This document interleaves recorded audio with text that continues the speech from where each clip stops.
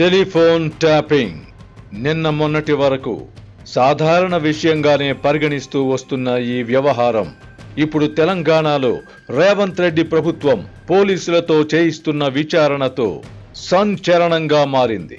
తెలుగు రాష్ట్రాలలో phone tapping విచ్చలవిడిగా జరుగుతున్న విషయం అందరికీ తెలిసిందే. ఆంధ్రప్రదేశ్లో చంద్రబాబు ముఖ్యమంత్రిగా ఉన్నప్పుడు తమ ఫోన్లు ట్యాప్ చేస్తున్నారని జగన్ అండ్ కో గగ్గోలు పెట్టడమే కాకుండా న్యాయస్థానాన్ని కూడా ఆశ్రయించారు. ఇప్పుడు అదే జగన్మోహన్ రెడ్డి ప్రభుత్వంలో ఫోన్ ట్యాపింగ్ నిత్య కృత్యమయ్యింది. అధికార పార్టీ ముఖ్యులు కూడా స్వేచ్ఛగా మాట్లాడుకోలేని పరిస్థితి. తెలంగాణలో కేసీఆర్ పాలనలో కూడా ఇదే తంతు. ప్రస్తుత ముఖ్యమంత్రి రేవంత్ రెడ్డి ఫోన్ని ట్యాప్ చేయడం వల్లనే ఓటుకు నోటు కేసులో ఆయనను ఇరికించి జైలుకు పంపారు. ప్రస్తుతం అధికార పగ్గాలు చేపట్టిన రేవంత్ రెడ్డి నాటి సంఘటనకు ప్రతీకారంగా విచారణకు ఆదేశించారు.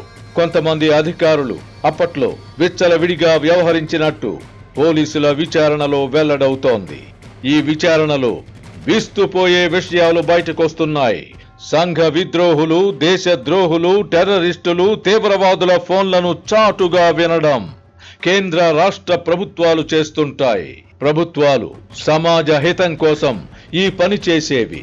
కాలక్రమంలో మరీ ముఖ్యంగా అటు కేంద్రంలో ఇటు తెలుగు రాష్ట్రాలలో రాజకీయ ప్రత్యర్థుల ఫోన్లను ట్యాప్ చేయడం సర్వసాధారణ విషయంగా మారిపోయింది. 1988లో కర్ణాటక ముఖ్యమంత్రిగా రామకృష్ణ హెగ్డే ఉన్నప్పుడు రాజకీయ ప్రత్యర్థుల ఫోన్లు ట్యాప్ చేశారు. అప్పుడదొక సంచలనం. కేంద్ర ప్రభుత్వం టెలిగ్రాఫ్ చట్టం కింద ట్యాపింగ్ కేసు పెట్టడంతో హెగ్డే తన పదవికి రాజీనామా చేయాల్సి వచ్చింది.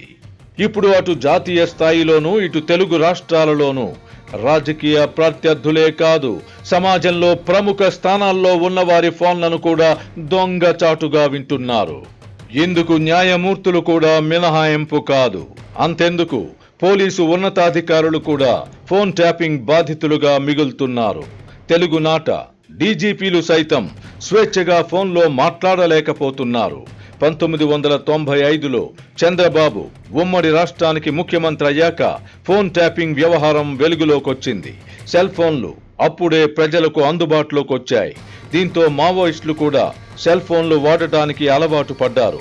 ఈ పరిస్థితులను అనుకూలంగా మలుచుకున్న నాటి ఎస్ఐబి అధికారులు ప్రముఖ మావోయిస్టు నాయకులను ట్యాపింగ్ ద్వారా పట్టుకొని హతమార్చారు.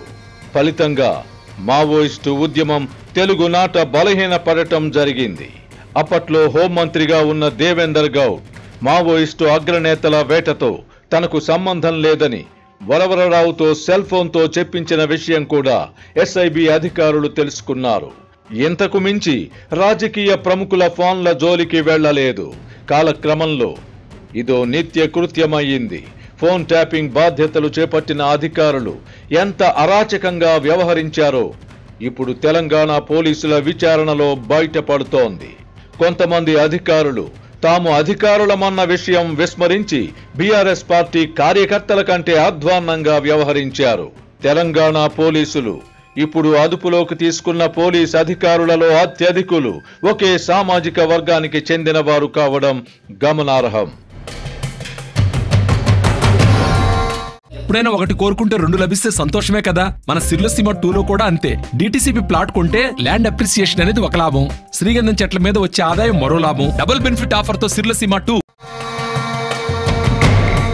ఆంధ్రప్రదేశ్లో కూడా ఒకే సామాజిక వర్గానికి చెందిన కొందరు పోలీస్ అధికారులు విచ్చలవిడితనంతో వ్యవహరిస్తున్నారు.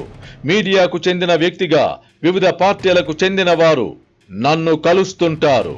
ఎన్నికల ముందు వరకు భారత రాష్ట్ర సమితికి చెందిన నాయకులు నన్ను కలవడానికి భయపడేవారు. ఎందుకంటే ముఖ్యమంత్రికి తెలిసిపోతుందని. ఆంధ్రప్రదేశ్కు చెందిన కొంతమంది వైసీపీ ముఖ్యులు కూడా నన్ను కలిసేవారు. అయితే వారు తమ వెంట ఫోన్లు తెచ్చుకునేవారు కారు. అదేమని ప్రశ్నిస్తే మా ఫోన్లు కూడా ట్యాపింగ్లో ఉన్నాయని చెప్పేవారు. ఒక సందర్భంలో మా కొలీగ్ ఒకరు నాకు ఫోన్ చేసి నిన్న రాత్రి ఫలానా వ్యక్తి మీతో ఫేస్ టైం ద్వారా మాట్లాడారా అని అడిగారు. నేను అవునని చెప్పగా మీ కదలికలన్నీ ఆంధ్రప్రదేశ్ ప్రభుత్వం గమనిస్తోంది, జాగ్రత్త అని హెచ్చరించారు. ఈ మధ్య ఒక మిత్రుడు ఫోన్ చేసి మీరు ఊర్లో లేరా అని ప్రశ్నించి మీరు ఫలానా నగరానికి వెళ్లారని ఆంధ్రప్రదేశ్కు చెందిన పోలీస్ అధికారులు రఘురామిరెడ్డి, ప్రశాంత్ రెడ్డి ఎవరితోనో అంటుంటే విన్నాను అని చెప్పుకొచ్చాడు. నేను ఎక్కడ ఉన్నది, ఎవరిని కలుస్తున్నది, ఎవరితో మాట్లాడుతున్నది తెలుసుకొని జగనన్కో ఏం చేస్తారో తెలియదు. నేనేమీ సంఘ విద్రోహ చర్యలకు పాల్పడటం లేదు కనుక నా ఫోన్ నుంచి స్వేచ్ఛగా మాట్లాడతాను. ముఖ్యమంత్రులను కూడా విమర్శిస్తుంటాను. ఇతరులు తమను ఏమి తిడుతున్నారో తెలుసుకుంటే ముఖ్యమంత్రులకే మనశ్శాంతి ఉండదు కదా. ఈ దిక్కుమాలిన ఫోన్ ట్యాపింగ్ వల్ల తెలుసుకున్న విషయాల ఆధారంగా ముఖ్యమంత్రిగా ఉన్నప్పుడు కేసీఆర్ తనకు ముఖ్యులైన హరీష్ రావును కొంతకాలం పక్కన పెట్టారు. మరో ముఖ్యుడు ఈటెల రాజేందర్ను పార్టీ నుంచి బయటకు పంపారు. ఈ 2 సంఘటనల వల్ల నికరంగా నష్టపోయింది కేసీఆర్ మాత్రమే.